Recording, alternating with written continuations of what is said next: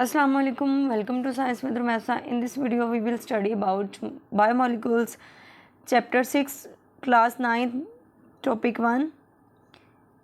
Biomolecules are essential molecules produced by living organisms. Biomolecules वो अहम molecules हैं जो कि ज़िंदा जानदारों से बनते हैं. They include carbohydrates, proteins, lipids and nucleic acids. इनमें carbohydrates, proteins, lipids और nucleic acids शामिल हैं. Which play vital roles in life processes जो ज़िंदगी के अवामिल में अहम किरदार अदा करते हैं. What is biochemistry? बायोकेमिस्ट्री क्या है? Biochemistry is the study of chemical processes in living things. Biochemistry जानदारों में कीमियाई अमल का मुतालिया है.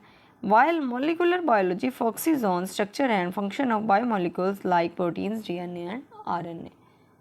जबकि केमिकल या मोलिकुलर बायोलॉजी प्रोटीन, डीएनए और आरएनए जैसे हयातियाती मॉलिक्यूल्स की साख्त और काम पर तवज्जो मरकूज़ करती है.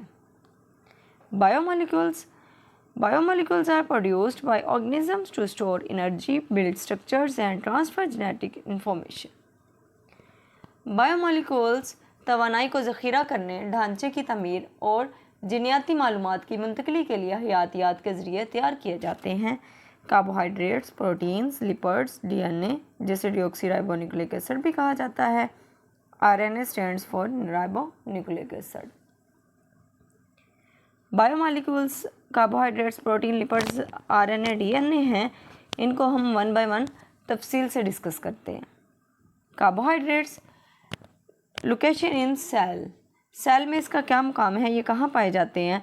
Cytoplasm and cell membrane. ये साइटोप्लाज्म और सेल मेम्ब्रेन में पाए जाते हैं. Function, sources of energy, energy storage molecules. ये तवानाई का ज़रिया हैं और तवानाई ज़ख़ीरा करने वाले मॉलिक्यूल हैं. Carbohydrates provide quick energy and serve as storage molecules for future use.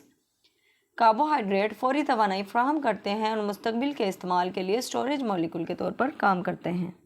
Proteins, location in cell. Cell में मुकाम cell membrane, cytoplasm, endoplasmic reticulum, Golgi, lysosomes, mitochondria. Proteins जो हैं सेल मेम्ब्रेन में, साइटोप्लाज्म में, एंडोप्लाज्मिक रेटिकुलम में, Golgi apparatus में, lysosomes और mitochondria वगैरह में पाए जाते हैं. फंक्शंस, इसके अफ़ाल क्या हैं? Act as enzymes. ये एंजाइम्स के तौर पर भी काम करते हैं. Some hormones, structural components control cellular traffic.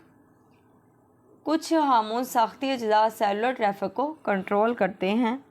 Proteins perform diverse functions. Proteins मतनू फ़ाल अंजाम देते हैं. They act as enzymes. वो एंजाइम्स के तौर पर काम करते हैं. Hormones and building blocks of the cell. ये हार्मोन्स और सेल के बिल्डिंग ब्लॉक के तौर पर काम करते हैं. Lipids, location in cell. Cell में इसका मुकाम क्या है, ये कहाँ पाया जाता है? सेल मेम्ब्रेन और साइटोप्लाज्म में. फंक्शन इसके क्या हैं? Energy storage, heat insulation, cell membrane structure. Visual मतलब ये दिखने में कैसा लगता है? Cell membrane lipid bilayer. ये तवानाई का ज़ख़ीरा करती है. हरारत की मौसलियत सेल झिल्ली की साख्त बसरी, यानी ये सेल मेम्ब्रेन में एक तह बनाकर रहते हैं. Lipids store energy, provide insulation and make up cell membranes. Lipids तवानाई को ज़ख़ीरा करते हैं, मौसलियत फ्राहम करते हैं और सेल झिल्लियों को बनाते हैं. DNA, deoxyribonucleic acid. लोकेशन, इसका मुकाम क्या है? Nucleus, nuclide, mitochondria and chloroplasts. Nucleus में पाया जाता है, न्यूक्लियोइड में पाया जाता है, माइटोकॉन्ड्रिया में और क्लोरोप्लास्ट्स में पाए जाते हैं. फंक्शन इसके क्या है? Stores hereditary information, guides development and functioning. ये मौरूसी मालूमात को ज़ख़ीरा करता है, तरक्की और काम करने की रहनुमाई करता है. DNA carries genetic information and directs the growth and development of organisms. DNA जीनियाती मालूमात रखता है और हयातियात की नशोनुमा और मज़ीद ग्रोथ की हदायत करता है या उसकी development. RNA, ribonucleic acid. Location, nucleus, ribosomes, cytoplasm. ये न्यूक्लियस में, राइबोसोम या साइटोप्लाज्म में पाए जाते हैं. फंक्शन इसका क्या है? Transfers genetic code from DNA to ribosomes, help in protein synthesis. जीनियाती कोड डीएनए से राइबोसोम में मुंतकिल करता है, प्रोटीन की तरकीब में मदद करता है। इसका काम ये है। RNA acts as a messenger between DNA and proteins, helping in the process of protein synthesis. RNA DNA और प्रोटीन के दरमियान एक मैसेंजर का काम करता है, प्रोटीन की तरकीब के अमल में मदद करता है। बायोमॉलिक्यूल्स इन प्रोटोप्लाज्म। प्रोटोप्लाज्म में biomolecules protein 50%, nucleic acid 18%, carbohydrates 15%, lipids 10%, vitamins and inorganic salts 7%. Biomolecules make up 93% of the dry mass of protoplasm, with proteins being the most abundant at 50%. Biomolecules protoplasm के खुश्क मास का 93% बनाते हैं, जिसमें protein सबसे ज़्यादा 50% होते हैं। Metabolism. All chemical reactions in an organisms are of two types.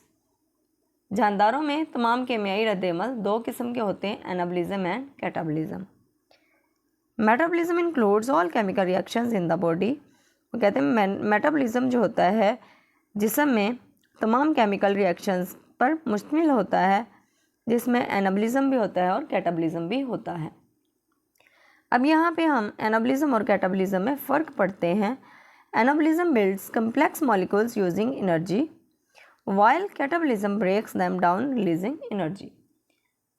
Metabolism में जिस्म के तमाम कीमियाई अमल शामिल हैं। एनाबॉलिज्म तवानाई का इस्तेमाल करते हुए पेचीदा मॉलिक्यूल बनाता है, जबकि कैटाबॉलिज्म इनको तोड़कर तवानाई जारी करता है। उम्मीद करती हूँ आपको आज का टॉपिक अच्छी तरह समझ आ गया होगा। मज़ीद 9th क्लास के लेक्चर्स के लिए और इन्फॉर्मेटिव वीडियोज़ के लिए मेरे चैनल को ज़रूर सब्सक्राइब कीजिए, लाइक शेयर कमेंट ज़रूर कीजिए। अल्लाह हाफिज़।